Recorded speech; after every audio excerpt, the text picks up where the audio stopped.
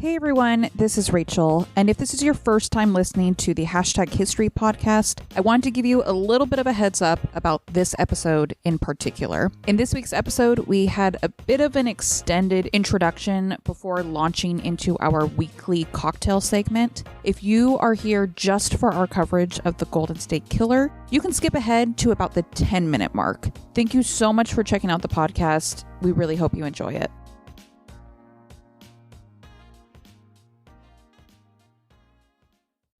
This is #History episode 129. I'm Rachel. And I'm Leah. And you know what I just realized we did not do once this season? What? We did not read off our outro in the intro. Oh. I know. Well, let's do it. Let's do it then. we try to do this at least once this season, and we totally neglected to do that this time around. What we like to do is read off our normal outro spiel in the intro at least once a season, just so that any of our listeners out there that peace out once they hear the outro music still get the chance to hear everything we share in our outro, because there's a lot of important information in there. Basically, we're forcing you to listen to it. We're just once a season. That's it. That's it. Once a season. We'll make it fast. Yeah. You can even put this on 2 times speed if you'd like to. Yeah. I feel like I'm already talking in 2 times speed. Okay, so for one of the things that we shared during our outro is that all of the sources used to put together each one of our episodes can be found on our website at #history-pod.com should you wish to view those. Right. And then speaking of our website, that is a fantastic place to check out if you are interested in learning more about us, seeing past episodes, getting some cute merch, and finding ways to support the show. Yes, and this is where I'm going to plug that we have some really, really cute merch. This is definitely not biased at all. I don't think... It's not biased to say that we have the cutest podcast merchandise out there. That's not... Yeah, that's not biased whatsoever. Right. But it is really cute. So if you want to check it out, head to our website. That's the place to do it. Yeah. And if you're interested in getting a discount on our merchandise, that's one of the perks of joining our Patreon. So our Patreon is only $1 a month, and it's just a place for listeners of the show to support the podcast. But in return, we do give you some perks, including a 15% off all merchandise. Behind the scenes content is also posted on there, and we mail you cards and stickers throughout the year. Yes. And finally, if you're not already following us on Instagram, be sure to do that. We are on Instagram at #history-podcast. And that really is the place you want to be if you're enjoying the show. We share all kinds of stuff on there. The pictures that we discuss in the episodes, notifications every single time we release a new episode, announcements about guest shows that we're on or articles that we've written, cocktail pictures, the recipes, and so much more. So definitely make sure to check us out over there. Whew. All right. See? Quick. See, it was quick and easy. No big deal. And we won't, well, no, I was like, and we won't put you through it again during the outro, but I'm pretty sure we'll repeat exactly what we just said in the outro. Right. All right. So with all of that out of the way, let's move on to this week's topic. And this week, you will definitely want to listen all the way through the outro, because we will be announcing at the end of the episode who our special season finale guest is for next week's episode. She is very, very closely tied to this week's topic, so you're definitely going to want to hear who we are like so excited and honored to have on the show next week. Yeah.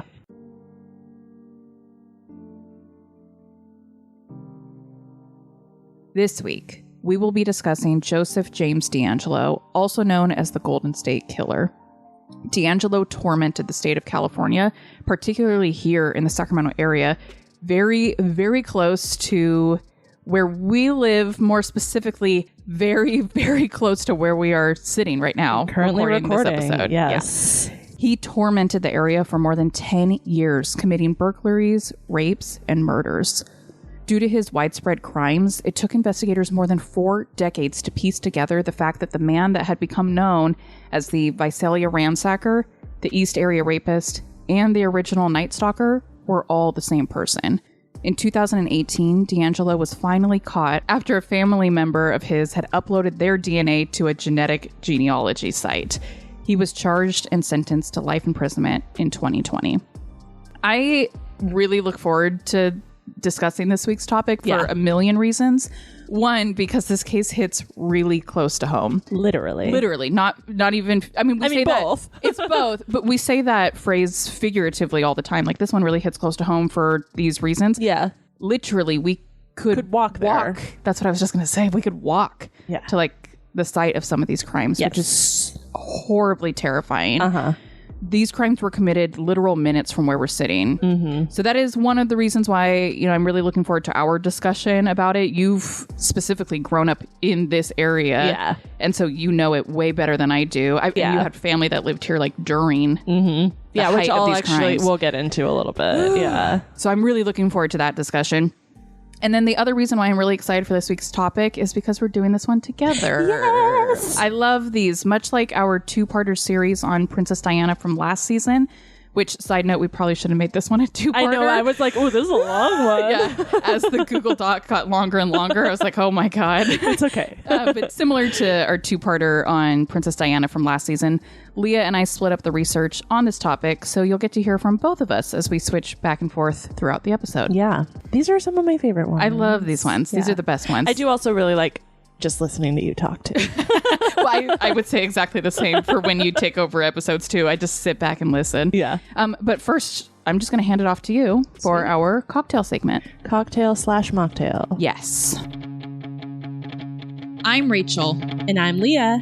And this is Hashtag History, The podcast for both history nerds and history haters alike. where we dive into history's greatest stories of controversy, conspiracy, and corruption.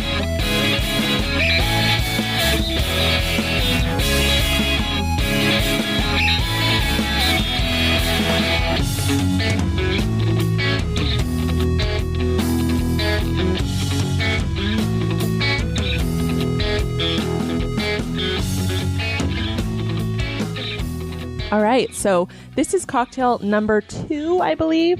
2 of 3 that was sponsored by our friend Tux from Beyond Reproach. Love him. Love him. We love him. Love Beyond Reproach. Yes. Go listen to them. Can't Yes. talk about it enough. Do we mention them in every episode? Possibly. Yes. That is a drinking game, is how many times we mentioned Beyond Reproach on our podcast. Yeah, so we mentioned in the intro, if you're interested in sponsoring a cocktail and getting a shout out on a future episode, you can do so by going to our website, the Support Us page, or there's also a link in our Instagram bio. Yeah, so Yes. good stuff. Yes. So you can support a cocktail, and thank you, Tux, for supporting this one. Yeah. So this week's cocktail, I just wanted to tie it to California somehow, Yeah. right? Because it's the Golden State Killer. Everything we're going to be talking about took place in California. And I also wanted something simple because I didn't think about the cocktail until this morning. I love it. I love it. So this is actually a really good one because basically as long as you have bourbon or whiskey of some sort in your cabinet, you can make this cocktail. Perfect. It's called the Gold Rush cocktail. Cocktail historians credit T.J. Siegel for crafting the original Gold Rush cocktail at a now closed Milk and Honey restaurant or bar in New York City. Okay. And despite the Golden Cocktail's classic list of ingredients, it was actually first concocted in 2001. Oh. So pretty recently. Yeah. Yeah. Anyway, so it contains bourbon. I did 2 ounces. It contains lemon juice, freshly squeezed lemon juice, which I did get lemons and squeeze myself. Amazing. And then honey. But for our version of it, I had this like local orange blossom honey kind of thing. So there's might be a little bit of like an orange blossom kind of flavor to it. I can't wait. And yeah, you just shake all that up, or in our case, stir it. And then you're supposed to put like a big ice cube in it. I didn't have any, so we just have regular ice cubes. Just regular ice cubes. And then you garnish with the lemon peel. It's really beautiful. I'm so excited. Yeah. It's very simple. So simple. Love Yeah, it's that. a lot like the bee's knees that AJ from Cocktail Cards talked to us about way back when. I wish I could remember what it was, but I do remember it being like a 2 to 3 ingredient. Yeah, it's cocktail. essentially this, but instead of bourbon, it's with gin. Okay. Let's do it. Yeah. Cheers. Cheers. Just lemony It's- goodness. That's what I was going to say. It's lemon. But I love lemon. I do too. I think I'm going to go all the way to 9.5 Whoa. because it is simple. It's beautiful. It represents California, which is one of my top 5 favorite things in the world. Top 5 In the whole world. As the rest of the world, mostly by world, I mean other states are imploding. Right. I grow to appreciate ours more and more. Totally. Yeah. Other than the fact that it's Yeah. been raining nonstop for the last 3 weeks. I That would be great if that know. stopped. And it's just so refreshing. I know. Yeah. And I love lemon. a Lemon lot. and the honey. This is good. It is good. I'm going to give it a 9. Okay. That's good. This is like a classic go-to. Like I used to get Tennessee whiskey honey, like the Jack Daniel's honey whiskey. It's really good. It's just like whiskey that kind of has a honey flavor to it. And then I would with just lemonade. And so it reminds me a lot of that. That sounds like a good summer drink. Yeah. Kind of just want to sit here and drink this the whole time. I mean, you do get a break. You're right. You're right. Not I do right get a away, break. but you do get a break. So you're totally right. I will chug this shortly. Okay. That's really good. Thank you. Of I love course. that. Yeah. Now, in addition to all of the sources that we will link to our website that helped us to put this episode together, I did want to mention one up top. I don't know if you've read it. Okay. I don't read a lot of like true crime books. Okay. I'm like, okay. You're like, I don't understand. I'm going to leave now. Okay. Anyway. Yeah. Referring back to my script because I can't look you in the eyes anymore. Our friendship might be over. No, I'm just teasing. If you have not yet read Michelle McNamara's book, it's called I'll Be Gone in the Dark. I cannot recommend it enough. If you are interested in learning more about the Golden State Killer, this is the book to read. I bought it at a bookstore when I was on a work trip that my husband came along with, and we both ended up reading and finishing the book separately on this one trip. Oh my God, I didn't know that. Yeah. And keep in mind that 2 of these days were full conference days for me. So we still managed both and to you individually finish this day book. drinking too, if I remember. Was that same trip? That was that trip. There Yeah. was a lot of day drinking going on. So perhaps I skimmed the book and came up, like I hallucinated half of it. Right. But what I remember of it was great. So that's how amazing this book is. We will definitely be talking about McNamara more throughout this episode. But just to give a quick introduction to her, she was a true crime author who was absolutely obsessed with catching who she coined as the Golden State Killer. She spent so much time researching the case, interviewing witnesses, and writing it all in her novel before she sadly passed away in 2016 at the young age of 46, only 2 years before the Golden State Killer would be caught. Her book was released only a few months before his arrest, having been completed posthumously by friends and her husband, actor Patton Oswalt. Oh. Yeah. I didn't realize Patton Oswalt was her husband. Yes. He talks about her a lot, how amazing she was. He has these really wonderful interviews about like how he married a million steps out of his league when he married her, and that like it took a lot of convincing on his part to like get her to like him. And he is really the force behind getting her book published. He said it like following her death, because her death was really sudden. It was really unexpected. Yeah. That was honestly like what woke him up every day and gave him purpose and drive and stuff, was to get her book published. Oh, Patton. I know.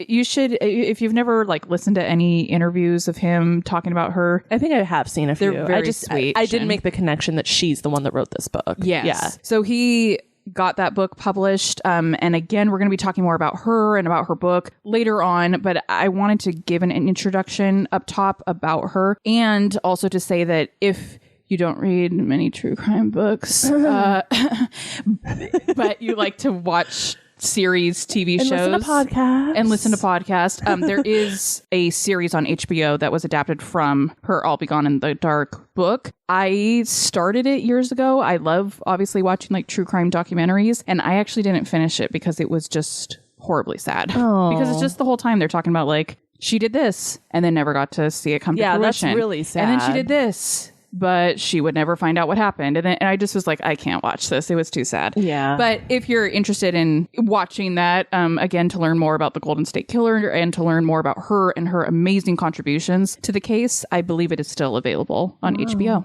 Wow. Yes. All right. Okay. Now to begin. Yes. We will be talking about the early life of Joseph James DeAngelo. And I hate that.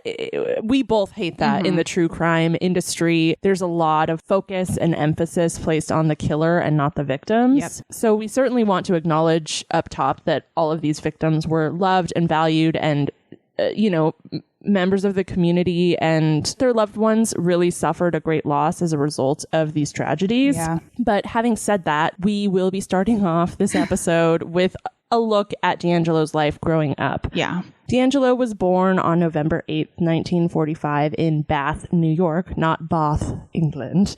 No.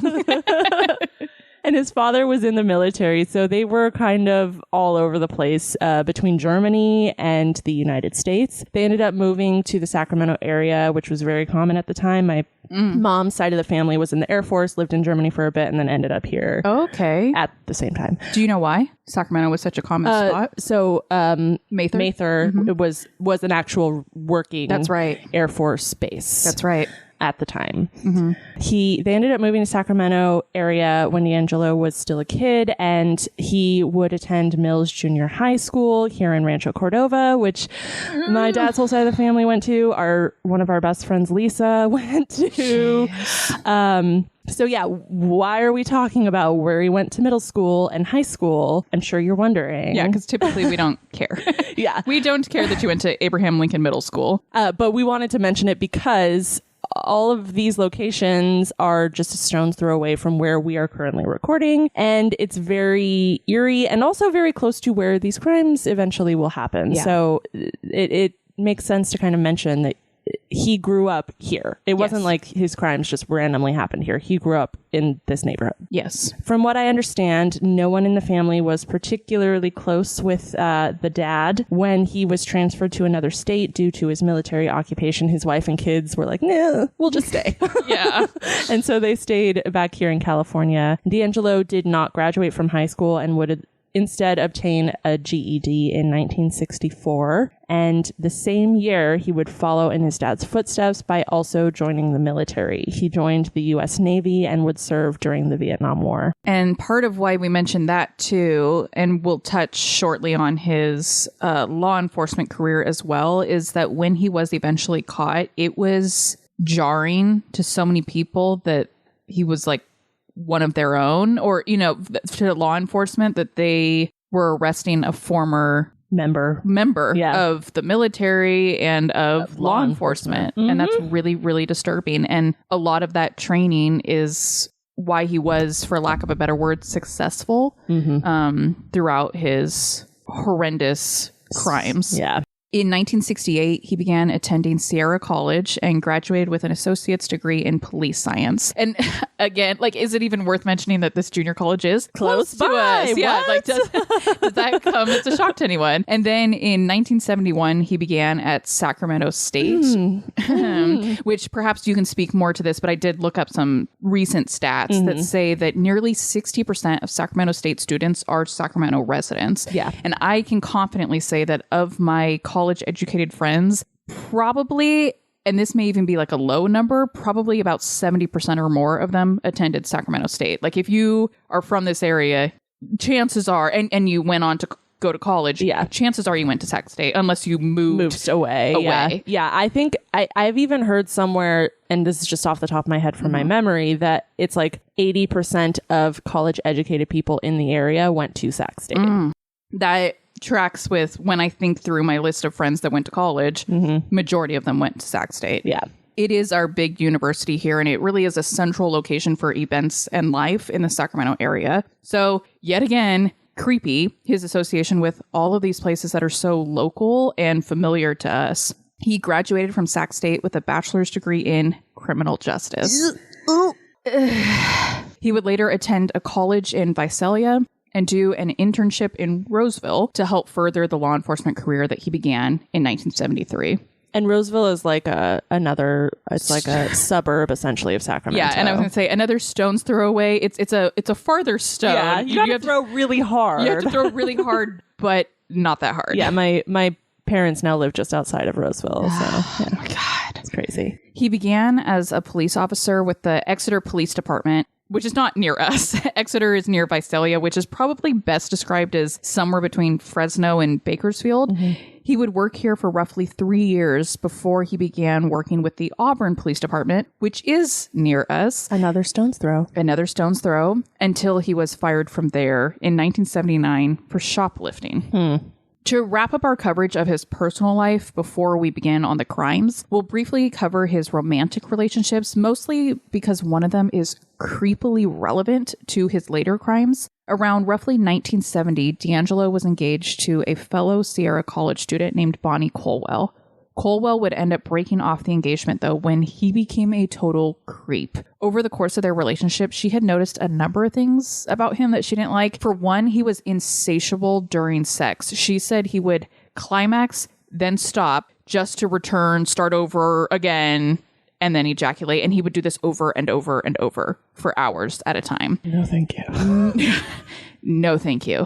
He also hunted animals illegally and cut them up. And finally, for her, what was the last straw was he asked her to cheat on an exam for him, which I love how that's the last straw, not mutilating animals. or kind of being a sex addict and kind of creepy in the bedroom, doing something in the bedroom that you're not comfortable with, or it's certainly not on the same level. Yeah, it was the cheating on the exam that she was like, I absolutely can do nothing more here. She really was like an amazing student. Apparently she even like tutored other students, so she was amazing. And he was failing a course in abnormal psychology. And interesting. Ironic. Very ironic. And Colwell refused to cheat on this exam for him. She broke off the engagement, and just days later, she would wake up to taps on her bedroom window late at night. When she looked out her window, she saw DeAngelo standing there with a gun. He demanded that she meet him outside so they could run off to Reno together to get married.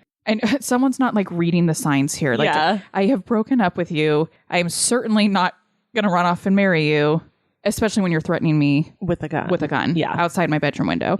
Now, fortunately, Colwell was still living at home with family at the time, so she was able to race off to tell her father, who took care of the situation and got DeAngelo to leave. Thank God that didn't end badly. It could have ended horrendously. She could have been his first victim. Yeah. I mean, she is in some ways his first victim, but she could have been his first murder victim. She and DeAngelo would never see each other again, with the exception of an awkward almost run-in at a grocery store a few years later. But DeAngelo never stopped thinking about Colwell. As we will discuss later when covering the crimes, the world would later learn that while he was assaulting a woman from Davis in what would be his 37th home invasion, DeAngelo would sob, quote, "I hate you, Bonnie. I hate you. I hate you. I hate you," unquote. DeAngelo would marry a woman named Sharon Huddle in 1973. They would live in Citrus Heights together, a neighborhood here in Sacramento County and the same area of at least one of his victims, until the two of them would eventually separate in 1991, though Huddle would not officially file for divorce until 2018 after DeAngelo had been arrested. That's crazy. I know. I tried to get more information on that and wasn't able to. I'm like, how do you go 30 years? Yeah. How do you go 30 years just separated, but not actually divorced? Yeah. And then officially like, oh, you're the Golden State Killer. Whoa. I will be filing papers. Yeah. They would have 3 daughters together, and we don't talk about this really in this episode. I don't know that I feel super comfortable talking about like his poor family that's been through so much. But the little bit that I have heard is they were all shocked to find this out about their dad. Okay, so now we're going to move on to the crimes. And as we have often done on this podcast, we're going to issue a little trigger warning. Some of these crimes are pretty gruesome and heinous. We never go into depth with details of rape and murder, but it is important to go into some level of detail. So we just wanted to warn you all of that.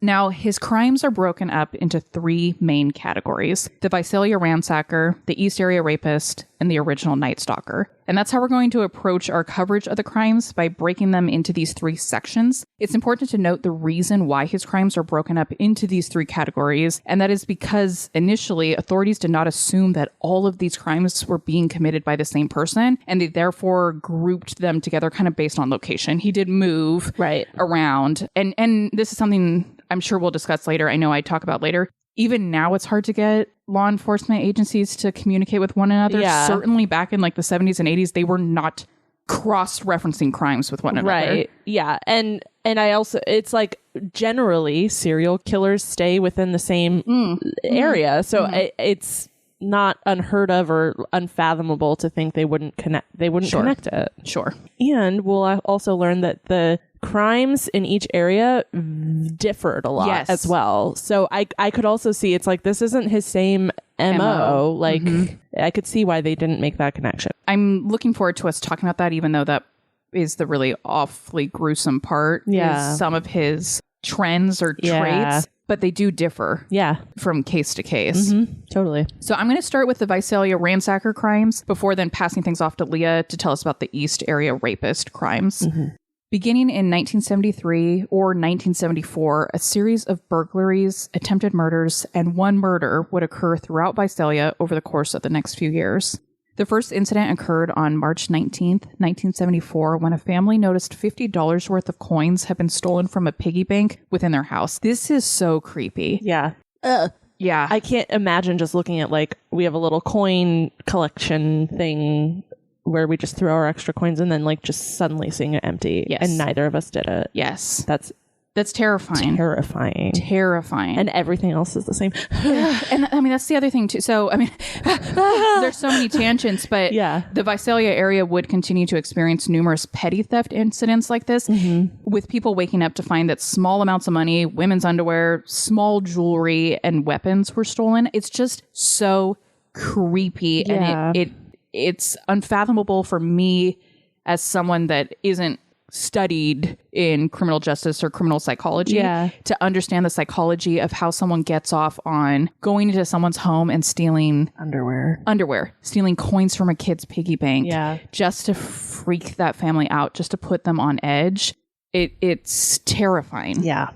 Things escalated on September 11th, 1975, when DeAngelo broke into the home of a 45-year-old Visalia man named Claude Snelling. At approximately 2 a.m., Snelling heard strange noises, so he got up to go investigate. He was shocked to find a masked man attempting to kidnap his 16-year-old daughter. In his attempt to get his daughter, Snelling was shot twice and would later die from his wounds. The masked man would kick Snelling's daughter in the face multiple times before taking off and leaving a stolen bicycle nearby. This crime certainly escalated things in the eyes of law enforcement, and they even issued a reward for what is the equivalent of nearly $20,000 in today's money to anyone that had any information that could lead to the ransacker's arrest. These efforts were unsuccessful, and the ransacker would strike again only a few months later.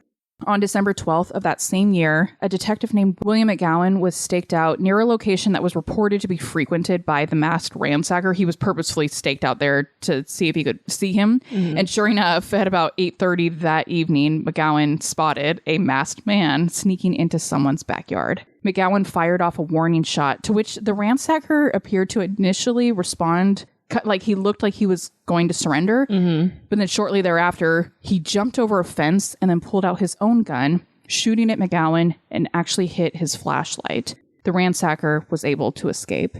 Those are the primary crimes that we know to be attributed to the Visalia Ransacker, although there certainly may be more. Ultimately, it's believed that the Visalia Ransacker was responsible for approximately 120 burglaries, the murder of Claude Snelling, the attempted kidnapping of his daughter Beth Snelling, and the attempted murder of William McGowan.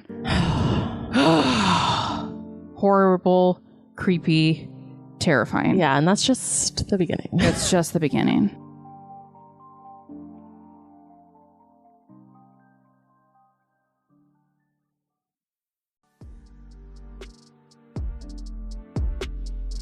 So the next category of DeAngelo's crimes we're going to focus on were called the East Area Rapist crimes. And they took place between 1976 and 1979 throughout East Sacramento and beyond. And even just look at the escalation of his moniker. Like, he went from the ransacker to the rapist. Now he's a rapist. So just buckle up and another trigger warning. Yeah. Before I begin, this is kind of where I mentioned that I have like family that lives in the area and stuff. So I have to say, I personally, until researching for this episode, didn't realize that this extremely, extremely long list of crimes and attacks took place only over 3 years. That's kind of hard for me to fathom, nor did I realize until looking at a map of the exact locations of the attack just how close many of them were to my current home, my job, the dance studio we both dance at, the home my dad's entire family were living in during this time period. And the list kind of goes on and on. It's actually kind of creepy to me how many connections I have to the locations. Yeah, I'm sure. So I asked my mom, who was in high school at the time and lived in Fair Oaks, which is also in East Sacramento, about it. And she said, without skipping a beat, she slept with a knife under her pillow during this time period. I hate that. How oldish would your mom have been? High school. Oh my God, I hate that so much. Yeah. My dad, who was in I think he went to community college during this time, said that his old paper route from when he was in high school went past one of the houses where an attack occurred. I say all this because these crimes happening so close to home, literally and figuratively, has made me 100% more shocked and even more empathetic than I already previously was to not only the victims and the families that were affected by this, but also the entire community who was living in total fear due to this one man's actions. Oh. It's just, it's kind of hard for me to imagine if this was happening now, how I would feel. Oh, I talked to my dad. I told him we were recording this episode and I just asked what he remembered, and his memory was just that growing up in Sacramento, every woman was terrified. Yeah. Like going to bed every night. They were terrified. My husband, he's about to go out of town for work. I wouldn't be staying in this house alone. Absolutely not. If this was happening. Absolutely not. No. Because the terrifying thing about this case is he was, and I don't want to get too far ahead of things I'm certain you're about to say. Yeah. But it wasn't like single woman walking on a bike path or something like that, which is a whole other separate story that a woman should be safe in that setting as well. But this is inside your home with your family.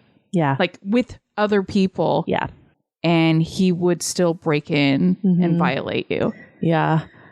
It's just, it's really hard to even fathom or imagine, but the entire area was going through this at this time. So after moving back to Sacramento in 1976, DeAngelo's crimes escalated from burglaries to violent rapes in Citrus Heights, Carmichael, and Rancho Cordova, aka the East Sacramento area, aka where we're currently recording. DeAngelo started off targeting mostly middle-class women who he had witnessed were alone in single-story homes. Most of these homes were near schools, creeks, or trails, which isn't hard to do in East Sacramento, as you're pretty much always near one or multiple of those things. Some examples include Cordova High, where my father's entire family went to high school around this time, the American River Bike Trail, where I go for my daily walks, and Sacramento State, where I work. So in all, I think it's safe to say I would have been screwed. I really hate that. Yeah. That's terrifying. Yeah. Most victims later reported to have witnessed a stranger on their property prior to the attacks, some even experiencing break-ins before the rape. Police believed this was a recon for DeAngelo, where he would methodically stake out a potential victim's home, sometimes entering through unlocked windows, unloading any guns he found in the home ahead of time, and then sometimes he would even plant ropes or other ligatures for his later use. Oh my God. He would even go so far as to telephone victims months before his attacks, doing everything in his power to learn their routines and to kind of creep them out, which we'll get into all those phone calls in more detail later. DeAngelo would usually break in through an unlocked window or a sliding glass door, and he would wake up his victims with a flashlight, threaten them with a handgun, bind their hands and legs with rope or often shoelaces, blindfold, and then often gag them with towels. Oh my God. After numerous attacks, DeAngelo changed his modus operandi, if you will, and began targeting couples instead of women who were alone or with their children in the home. This change was likely due to actually as a response to news coverage that stated he only attacked women alone in their homes. Yeah. So during these instances, he would force the woman to bind the male companion first before then she was bound. Then he would often set dishes on the male's back, threatening to kill everyone if he even heard them rattle.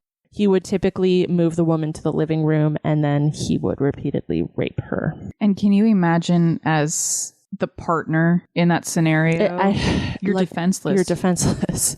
And you can't move. It's not like, oh, I'm defenseless. It's like you can't even move because you have some dishes or whatever on top of you that'll instantly notify him of your movement. Yep. You would have to, you listen to your partner getting raped and potentially killed. Yeah. He would often stay in the house for hours after the attacks. He would eat their food and ransack their house, and often he would then return to rape the women again. Disturbing. It's so disturbing. It's like you have to sit there after just having been raped and listen to this guy like make a sandwich in your kitchen, and it's just so... It's we can't even talk about it. We can't explain it. We can't describe it. And that was something in I'll Be Gone in the Dark, the book, that several victims would say they would almost take like a sigh of relief because they wouldn't hear him for it'd be like half an hour to an hour. Yeah. They wouldn't hear him. They'd be like, oh my God, I can finally get up. I can finally call authorities. And they would hear him in the fridge. Yeah. That is so horrifically terrifying. Yeah.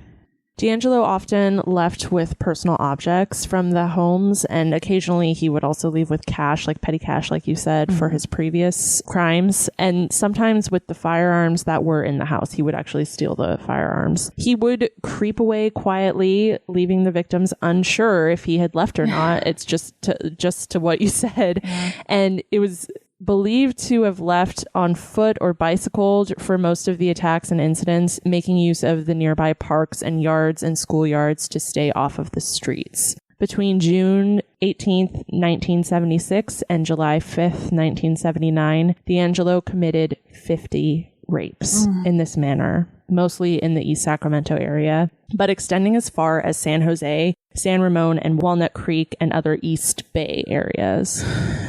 I also wanted to touch on a murder during this time period that doesn't really fit the same mold of DeAngelo's crimes. In February of 1978, a young married couple in Rancho Cordova, Katie and Brian Maggiore, were walking their dogs. They fled after a confrontation with a man in the street, but were ultimately chased down and shot to death. Their deaths were suspected by the FBI to be connected to the East Area Rapist crime spree during this time period, and during his trial, which we'll get into later, he did plead guilty to their murders. Two of three sprees. Yeah, 2 of 3 sprees done. I just feel like I have nothing to say because it's so scary. Like, I watched a documentary about this too, and this one woman was telling a story about how it was like the morning, her husband and her son are at home. Husband leaves for work. So she hears the garage door go up. She hears the garage door come down. And she's like, okay, cool. My husband has left. Within seconds, she heard the East Area Rapist running down her hallway. So he had been waiting out somewhere. It's so scary how an average morning can turn into something like that.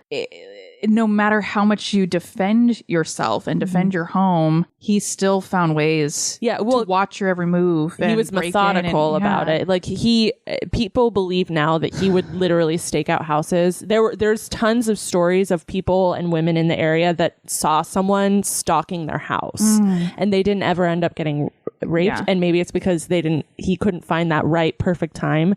But like he learned their schedules. He learned when they would be alone or when a good easy time would be to come in and find them unawares and unprepared.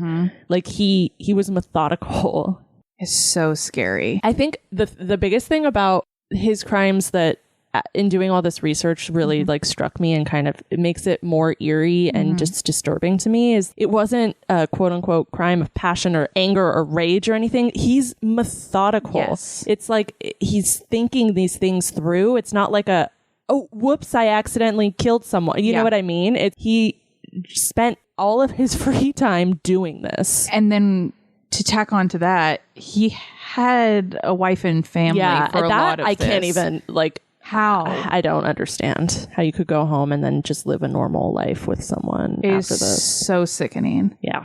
In mid-1979, DeAngelo moved to Southern California and was already committing horrendous crimes there by October of that year. These crimes are known as those committed by the original Night Stalker. He was actually originally called just the Night Stalker, but Richard Ramirez, unfortunately, another one of California's infamous serial killers. We have a lot. Yeah. Ramirez would end up with that same nickname, so DeAngelo's was changed to include the word original. The victims of the first crime committed here were the only to escape alive.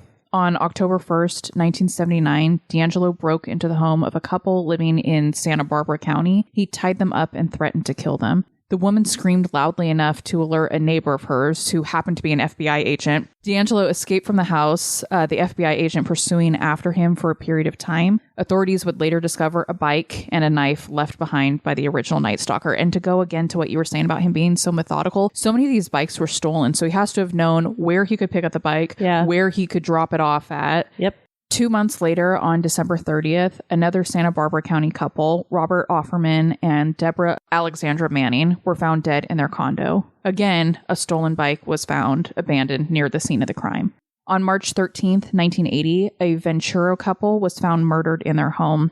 It was found that the wife, Charlene Smith, had been raped. Both Charlene and her husband, Lyman, had been tied up with a unique knot known as a diamond knot, which was interestingly the same type of knot used in at least one of the East Area Rapist cases. And I saw that was for a very short period of time, which is why I didn't mention it. His name that was given to him was the Diamond Knot Killer for a very brief period of time. Yeah.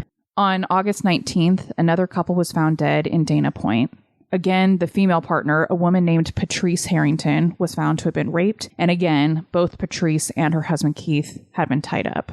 On February 6th of the following year, 1981, a woman living in Irvine, Manuela Whithun, was found raped and murdered in her home. We know now, you talked about this, Leah, that DeAngelo's MO was often to assault and kill couples at this point. So this particular crime might seem a little different for him in that he entered the home of a single woman. However, it's definitely worth noting that Whithun was indeed married and her husband just happened to be away that evening. He was actually in the hospital that night. So it makes me wonder... Like, did he intend to? Yes. Yeah. On July 27th, a couple, Sherry Domingo and Gregory Sanchez, were found murdered in their Santa Barbara County home. Domingo had been raped and both were found to have been restrained. On May 4th of 1986, an 18-year-old woman named Janelle Lisa Cruz was found raped and murdered in her Irvine home. She would be the youngest and last known murder victim of the original Night Stalker. Cruz's sister shared that she later learned that Cruz had actually asked one of her male friends to come stay with her that evening, the same evening that she would be murdered, because she was scared. We can't know exactly why now, she was scared, but based on what you were saying, maybe we can assume that perhaps she had spotted DeAngelo stalking her earlier that day or even earlier weeks. All right. So I hinted at this a little bit earlier, but I wanted to touch very brief. Well, it's not going to be that brief. Sorry. On the truly disturbing phone calls DeAngelo made between 1976 and into the 2000s. So he was making phone calls during all three of these different crime sprees. And beyond. The last murder that we know of was in 86. Yeah. And so I think I mentioned earlier that DeAngelo would often conduct a sort of recon of his victims before attacking, and this would often include phone calls. Often these phone calls would seem to be nothing out of the ordinary. For instance, one time he called a victim the night before he attacked her, claiming to be a roofer, and only later did she figure out, like, there's no way that was, like, my dad wasn't waiting for a call from a roofer. That doesn't make sense. It doesn't fit. But other times, they were much, much more terrifying. DeAngelo would whisper threats and breathe heavily, and these calls were not limited to his future victims, but also to law enforcement agencies. So brazen. Yeah. In October of 1976, after a string of hang-ups, a victim received a call and lost her patience. She screamed, quote, "Stop calling like this. The police know about it and they know who you are." The caller responded by whispering, quote, "I'm going to kill your husband," end quote, prompting the victim to hang up out of fear. She was attacked that night. On March 19th, 1977, between 4:15 and 5 p.m., the Sacramento County Sheriff's Office received 2 calls from a man who said he was the East Side Rapist, laughed, and then he hung up. Ew. These calls were followed by a third, where the man again identified himself as the East Side Rapist and said he had a next victim already stalked before hanging up. The 15th victim was attacked a few hours later. Oh my God. In December of 1977, Sac PD received a call from a man who said, quote, "You're never going to catch me, East Area Rapist, you dumb effers. I'm going to F again tonight. Be careful," end quote. This call was recorded and later released to the public, and unfortunately, DeAngelo's next victim was indeed that night. Oh my God. Yeah. And they're really disturbed. Like, I went and I listened to some of them, and it's... I've heard one of he them. like whispers, and it's really really creepy. It's like really, if I heard this, I don't think I could sleep ever again. No. It's so disturbing. Yeah. And just so brazen to be calling law enforcement too, and to even just so brazen knowing that he would get away with this because he would call and then commit the crime. Yeah. On December 9th, a previous victim, so someone he had already raped. Someone who's already been violated, petrified, scarred for the rest of her life. She received a mysterious phone call from someone who said, quote, "Merry Christmas, it's me again." She attributed this call to her attacker. The following day, on December 10th, Sacramento authorities received and recorded 2 more calls from someone saying, quote, "I'm going to hit tonight, Watt Avenue." Yeah, we're very close to Watt Avenue. Yep. Patrols were increased in the area, and at 2:30 a.m. that night, a masked man escaped officers after being seen on the Watt Avenue Bridge, which, again, is right here. Right here. An actual stone throw away. Yeah. In January of 1978, a man claiming to be the East Area Rapist called a counseling service line, and he stated, "I have a problem. I need help because I don't want to do this anymore." But then he hung up soon thereafter, stating he thought he was being recorded and traced. In addition to these disturbing calls to his future victims and law enforcement, the East Area Rapist was also known to call and taunt his previous victims. That wasn't a one-time occurrence. Yeah. Sometimes he would do this for months and months following their attacks, and in some cases, like decades. That speaks to how evil he is. I can't even fathom that. Yeah. You have already done the worst thing that could ever happen to this person, and then you continue to haunt them. Like, that actually makes me a little bit emotional. I'm trying to, like, I know. I was getting a little choked up there. It's pure evil. It's evil.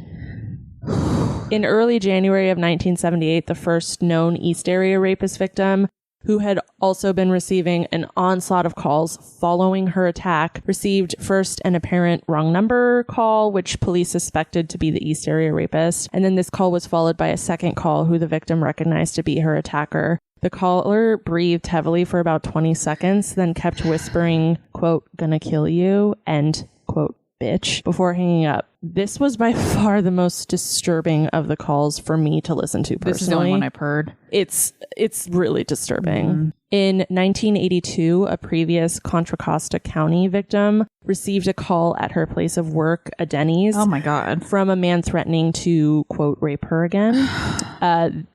Authorities think that, like, he might have just, like, happened upon her. Like, he didn't know he worked at Denny's. He might have just happened upon her, like he was a patron at Denny's, and then saw her and was like, "Oh, yay, I get to taunt her." Oh my God. Yeah. Which is worse? One, that he was stalking her and knew exactly where she worked, or that because he continued to live and be a part of the community and reside and be a part of the community that he was assaulting and killing. Yeah. He would walk into a Denny's on a Saturday morning with his family to have pancakes and bump into one of the women that he had harmed. Yeah. In 1991, another previous victim received a phone call and spoke with the person on the line for a whole minute. She claimed she could hear a woman and children in the background, leading to the speculation that the assailant had a family. On April 6, 2001, a day after an article in our local newspaper, the Sacramento Bee, linked the Night Stalker to Southern California and the East Area Rapist in Sacramento, a former victim received a call and was asked, quote, "remember when we played," end quote. Evil. These are just a few of the many calls that continued through the early 2000s, though they did become much less frequent after 1979. Much like you were just saying, in my personal opinion, these phone calls he made to his former victims display just how twisted and absolutely cruel and evil DeAngelo really is.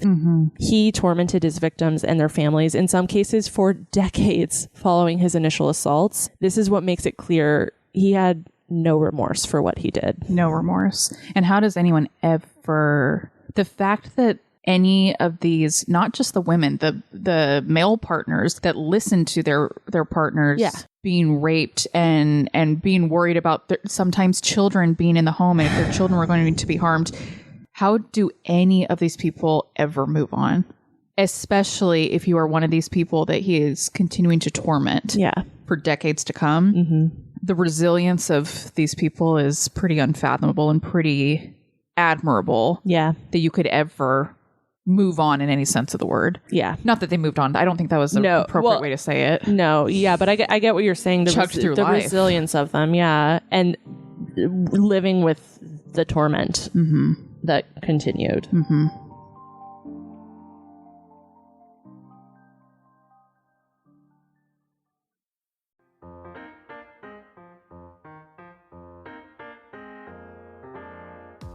Hey everyone, we are so excited to share with you about Macy's Wine Shop. Yes, it is that Macy's. Macy's has launched their very own wine shop, which includes full-size, delicious wines curated by their experts coming from renowned wine regions, which include our home state of California and beyond. You can select exactly what type of wine you are looking for. Do you love reds? Do you love whites? Maybe a little bit of both? You can make these personalized selections quickly and easily through the Macy's Wine Shop. What makes Macy's Wine Shop better than any other online wine club is that they deliver quality wines at unmatched price points, all within 1 to 3 business days. Seriously, I ordered my wine on a Monday and had already received them by that following Wednesday. And with our link, you get $50 off a 6-bottle box of Macy's award-winning wines, which is a $95 retail value. Head to the show notes of this episode to access the discount code, or you can head to our Instagram to find the link in our bio. Cheers!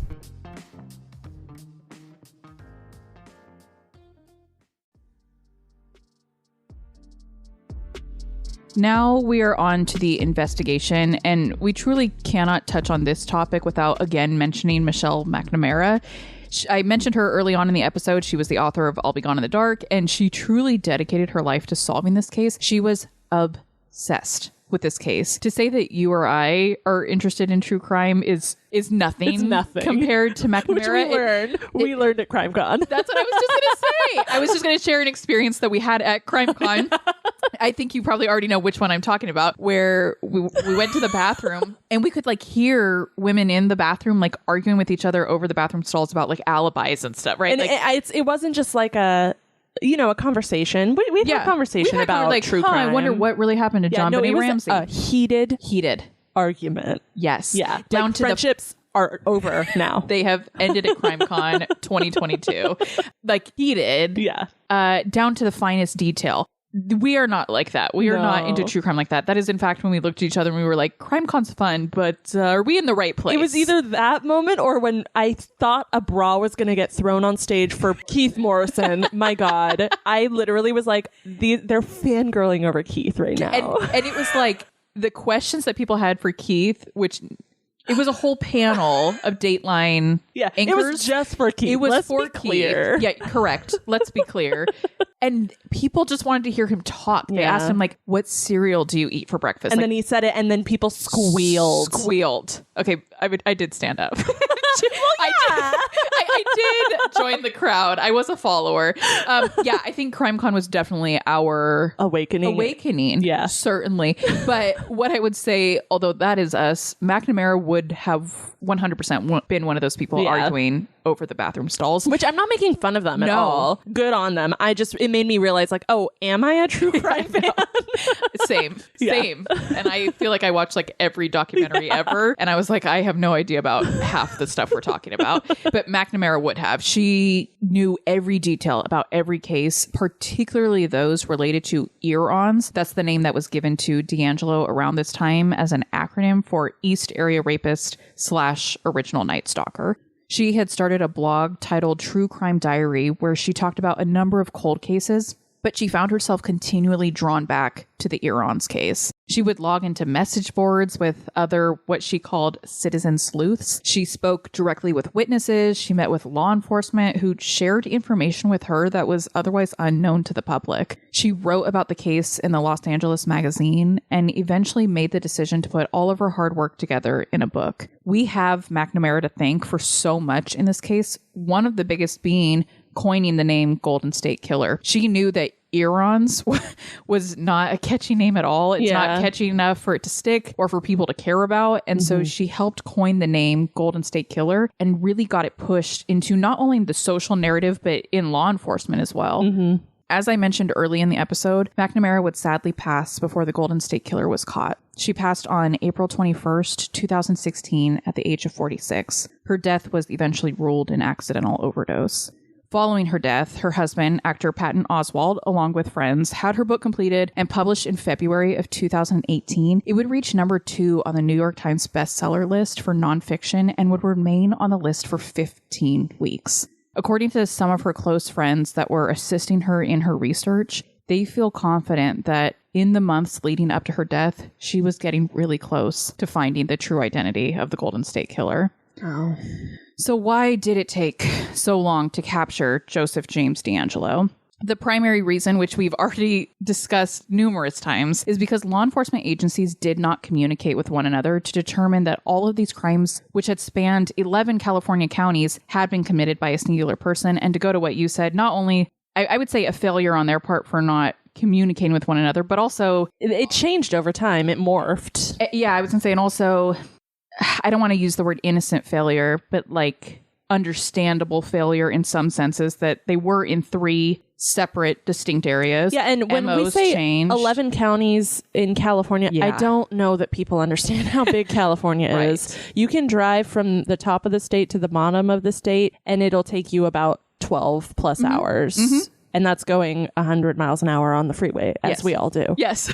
California. Yes. So that...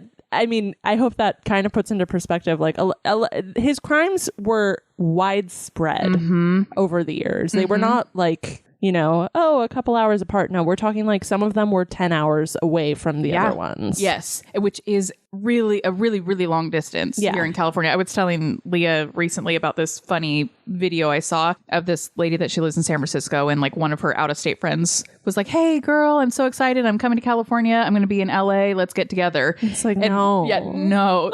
The original girl was like, "I'm in San Francisco." And the other chick's like, "Yeah, but it's in California, right?" She's like, "Yes. Also, it's still like 6 hours away." Yeah. It's California, as you all know, when you look on a map, is huge. Yeah. It takes us forever to get anywhere. Yeah. So yeah, I can also understand when something spans across 11 California counties that this was so widespread, and it just was not assumed that there could be a singular person behind all of these horrendous crimes. Yeah.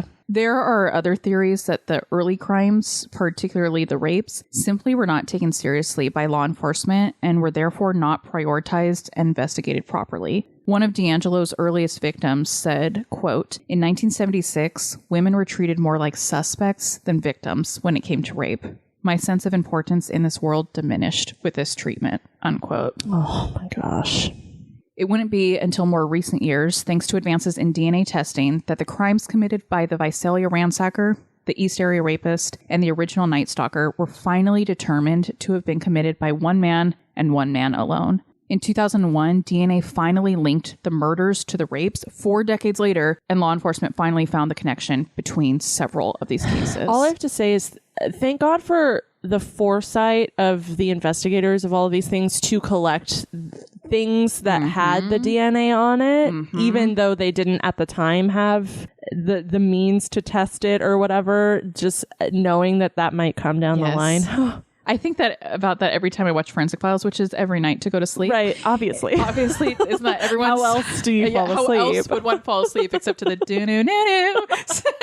How else does anyone fall asleep? I mean, so many of those cases are solved because someone had the forethought to keep DNA regardless of their lack of capacity or means to even do anything with it. Yeah. It's amazing. In 2016, law enforcement publicly renewed their efforts to solve the case. And in December of 2017, investigators, including Detective Paul Holes, whom we saw at CrimeCon this last year, uploaded the assailant's DNA that had been collected from one of the Ventura rape cases to a website called GEDmatch. GEDmatch, similar to other websites such as Ancestry.com or 23andMe, is an online service that you can upload your DNA to in order to help you establish your family tree. Super cool concept. Unless, of course, you're a serial killer. Right. And unbeknownst to DeAngelo, one of his family members had uploaded his own DNA to one of these websites, so it was out there and available to test against. Investigators got a handful of hits and weeded their way down until there was just DeAngelo left. In April of 2018, investigators collected DNA from both DeAngelo's car door handle and from a tissue that had been thrown away in his outdoor trash can. Both of these matched for the Golden State Killer. Could you imagine getting that hit on the online DNA site? Like, I can't as imagine. an investigator after that long and getting that first initial hit. And just how lucky that is that family member was like, I wonder who my great-great-great-great-grandpa is on my dad's side. Yeah. Or like, I wonder what percentage Italian I am. Exactly. That's more so what it is, is to figure out your origins. And then, I mean, just thank God for that, man. I know. I'm glad that you just said that, because that's kind of what I want to jump into now, is that while this is absolutely amazing, and I think it's just so incredible to see how far technology has come, that we literally solved a 4 decades long case via an online genealogy site, I do think it's worth mentioning the controversy and concern that has arisen from this method. Mm-hmm. As a result, many of these genealogical database sites now include certain disclosures and warnings that any DNA you upload may or may not be accessed by law enforcement in efforts to solve cases. I'm just don't commit crimes. Don't commit crimes. Yeah. I know. I kind of shrug my shoulders too. Like, don't commit crimes. I don't know. Like, I have nothing to say about that. I don't feel bad about it at all. I feel exactly the same way. Yeah. It's the future, guys. Yeah. This is where we're at. Don't brutalize, assault, and murder people.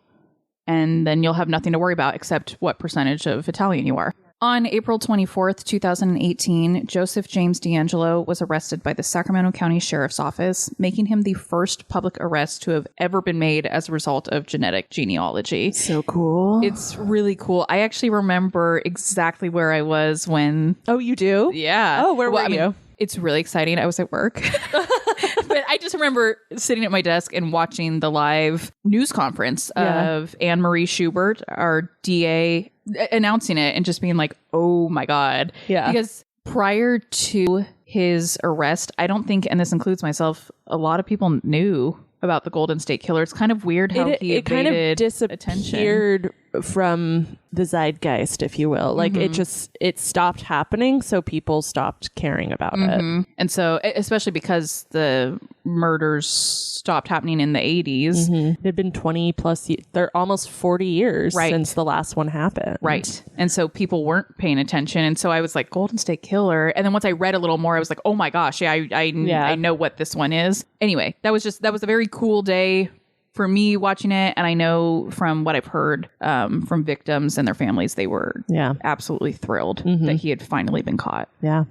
DeAngelo, speaking of himself as an alter ego that he named Jerry, stated when in a police interrogation room following his arrest, he said this when he was in there alone, quote, I didn't have the strength to push him out. He made me.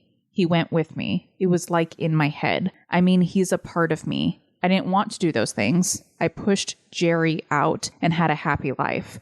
I did all those things. I destroyed all their lives. So now I've got to pay the price, unquote. All right. Now we're going to talk about the trial. And you followed this a lot more in detail than I did, so please jump in. I feel like you were like watching it live. I was. Yeah. I'm like, yes, but, and I'm sure you're going to touch on this a little bit. My personal connection. Exactly. I was thinking you have a much closer personal connection. Okay, so DeAngelo could not be charged with his string of rapes or burglaries as the statute of limitations had expired for those offenses, but he was charged with 13 counts of murder and 13 counts of kidnapping. His trial was set to take place at the height of COVID in August of 2020. And due to the immense public interest in the case, the number of victims and victims' family members wishing to attend and speak, projected media attendance, and obviously due to health safety concerns at the time, it was determined the dinky Sacramento County courtroom would not suffice. No. So they actually reached out to where I work, Sacramento State, and asked to hold the trial in our University Union ballroom. I'm actually part of the team that helped coordinate this reservation and booking, but even I wasn't allowed to be present due to the health and capacity concerns at the time, nor am I sure I would want to be. Sure. I'm not, that would be really Yeah. hard. Yeah, for sure. But I remember texting you being like, can't you sneak in? Just kind of like, how hard would it be? I don't know. I'm joking, obviously. Yeah. But I was like, you set everything up. Can't you just go in and fix like the lighting or something in the room? Just like, let me just fix this up light here. Yeah, No. exactly. On August 21st, 2020, DeAngelo's trial was called to session. A judge, Michael Bowman, began by reading the 26 charges that DeAngelo pled guilty to and the admissions related to those charges. Other admissions for crimes past the statute of limitations were not part of the proceedings, but they were taken into consideration in the judge's eventual sentence, and he weighed the overall facts of the cases. Present for the people were Anne Marie Schubert, DA of Sac County, Greg Totten, DA of Ventura County, Todd Spitzer, DA of Orange County, Diana Becton, DA of Contra Costa County, Joyce Dudley, DA of Santa Barbara County, Tim Ward, DA of Tulare County, Nancy O'Malley, DA of Alameda County, and Tori Salazar, DA of San Joaquin County. Oh my God. And I named all of them because it just goes to show how widespread his crimes and reign of terror was. Yeah, so there were more than half a dozen district attorneys there. Yeah. Over 3 days, 45 victims and family members testified to the pain, anger, and trauma caused by the Golden State Killer. One witness, Debbie Domingo McMullen, who was the daughter of one of the murder victims of DeAngelo, said, quote, "I am no longer plagued by images of a masked, faceless monster raping, terrorizing, and bludgeoning my beautiful mother. I am not that lost teenager anymore. Today, I'm in the room with the pathetic excuse of a man who will now finally be held accountable for his actions." End quote. One other story about the trial that came out was DeAngelo's apparent frailty, and I actually remember us talking about this. I'm so glad we're talking about this. There were tons of news stories commenting on his weak appearance. He looked like he was on his deathbed. He looks like shit. Yeah. He looks horrible at his trial. Yeah. He was in a wheelchair and he seemed completely incapable of standing when the rest of the courtroom was asked to stand. Yeah. This is thought to have been possibly a strategy of his defense, perhaps, because during the trial, some video came to light of his dexterity, if you will. Just watch this Inside Edition newsreel about it and tell me what you think, Rachel. I know you've seen it. I've seen it, but it's been 2-3 years since I've seen it. So I am so excited to watch this again. Stared out. Now, prosecutors say DeAngelo is faking it. Sacramento District Attorney Anne Marie Schubert just released this video showing the monster springing up on a table in his cell to fix a light. Here, he's exercising. And here, he's wiping the floor with a rag under his shoe. Somebody said there's a method to his madness. And I think Mr. DeAngelo is very calculating and cunning and doing whatever he can, whatever's in his own best interest. I feel exactly the way... Well, actually, let me take it back. I was going to say, I feel exactly the way I felt at that time. I still feel that way now. I think that might be incorrect. I think at that time, I'm able to like kind of laugh about it now, which is maybe bad. I don't mean to laugh. No, yeah. I laugh at the ridiculousness of it. I remember back then being like furious because it's, oh my God. He's essentially doing gymnastics in his cell. Yes. He is. Yeah. I mean, it's not only impressive for a man that looked like he was on his deathbed during his trial, it's impressive for anyone over the age of 60 to be moving like that. Yes. And then to see that juxtaposed to him being wheeled in, unable to stand when the courtroom is asked to stand. And every time attention. he talked, he was like, yeah. Yes. Yes. Like, yes. Could barely speak. Yeah. And then he's an Olympic gymnast in his cell. Yeah. It's like laughable now. It was infuriating at the time and still infuriating that he put on, he's fake. Yeah. He's evil. Yeah. Through and through. DeAngelo's defense counsel did not try to explain away his crimes, but instead attempted to reduce sentencing based on his character, which I find odd. They brought in many of DeAngelo's family members who spoke to his shining character, you know, apart from raping and murdering people. And then finally, DeAngelo was allowed to speak. And this is a direct quote from GoldenStateKillerTrial.com. At that point, Joseph DeAngelo himself was offered an opportunity to address the court. DeAngelo rose from his wheelchair with ease, blasting away any remnants of speculation that he was ill or infirm. Members of the gallery who had brought signs thrust them into the air for him to see. DeAngelo turned to the judge and slightly to the gallery, paused for a few moments, and removed his COVID-19 mask with nuances that will no doubt become a case study for body language experts.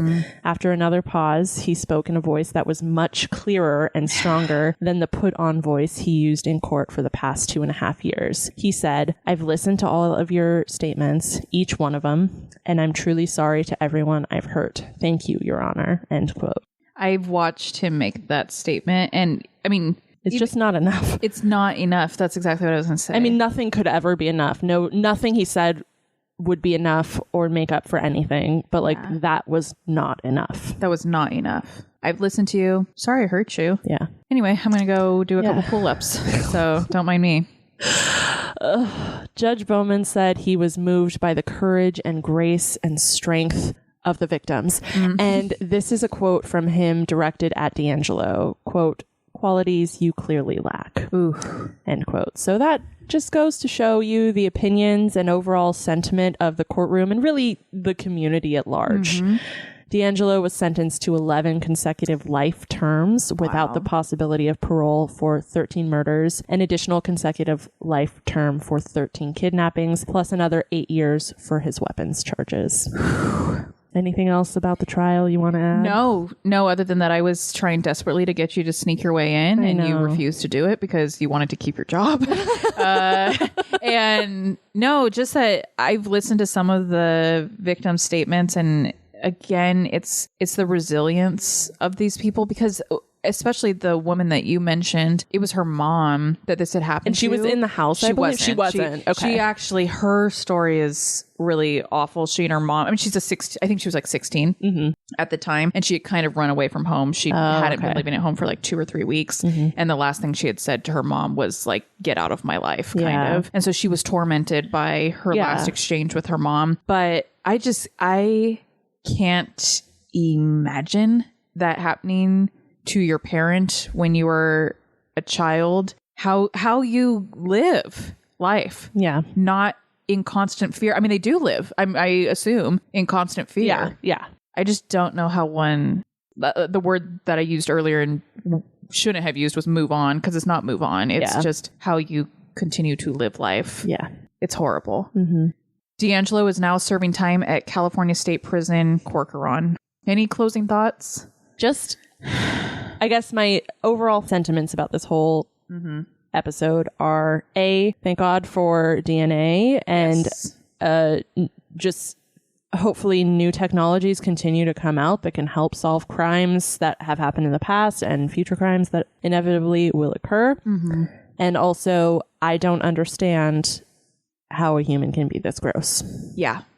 Just evil, evil, evil all the way through. I think your section on the phone calls is like maybe the furthest proof of how evil. Yeah. That's how I felt about it too, it's like, obviously the rapes and murders are absolutely terrible, but it's the fact that he goes on to purposefully and meticulously torment people after those horrid acts. Decades after. It's just, I don't understand how someone can be that evil. I don't get it. It's even more unfathomable when this person had daughters of his own, a wife and daughters of his own. Something I haven't delved too deep into is like, and not at all to blame his family for not knowing or seeing signs or anything, but I'm just like, how was he capable of doing that? Yeah. Of keeping all this so separate. Yeah. It's crazy. Evil.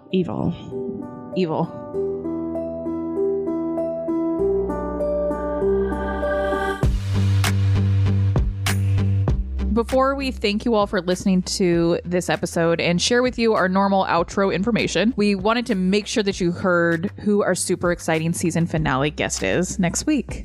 Next week, we will have Carol Daly on the podcast. Carol was the first woman appointed as undersheriff with Sacramento County Sheriff's Office, the first woman appointed chair of the Board of Prison Terms, and so many more firsts for women. So many more. But most relevant to today's discussion, she was also designated as one of the lead investigators on the Golden State Killer case. Her involvement in the case truly made a difference because as a woman, the female victims that had been horrendously violated by DeAngelo felt more comfortable opening up to her and sharing about their experiences than they did with her male colleagues. Carol will be sharing with us details about her involvement in the Golden State Killer case, as well as a few other infamous Sacramento cases, and showering us all with some female empowerment as she discusses the huge strides she made for women in Sacramento law enforcement and what it was like working in such a male-dominated field. We are so thrilled to have her on the show and cannot wait for you all to enjoy it as well. So be sure to be here next week, same time, same place, to hear all of that.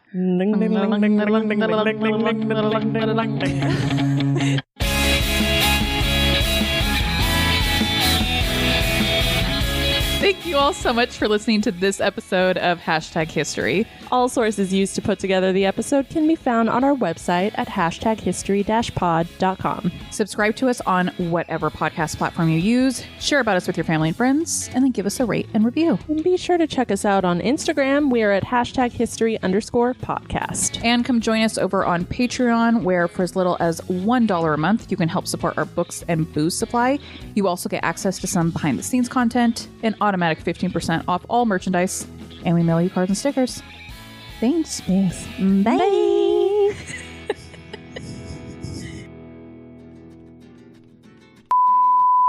After a family member... Yeah. Now, yeah. Yeah. our Valley girl coming out with this California drink. Right. So I was trying to think of something like... the immediate response is always like, that's okay. Yeah, but I am unwilling okay. to say that to you. That's okay. Oh, okay. A sort of reconnaissance. I don't know how to say that word. Reconnaissance. I just looked ahead to that sentence and I was like, damn. The reconnaissance. No. Reconnaissance? I literally don't know how to say that. Okay. Everybody knows what recon is, right? Police believe this was part of and whoever the narrator is. Yeah, just his it voice. changed over time. It did was change over time. That was right? offensive. I know. It was really rough. It was hard. It was hard for all of us. But yeah,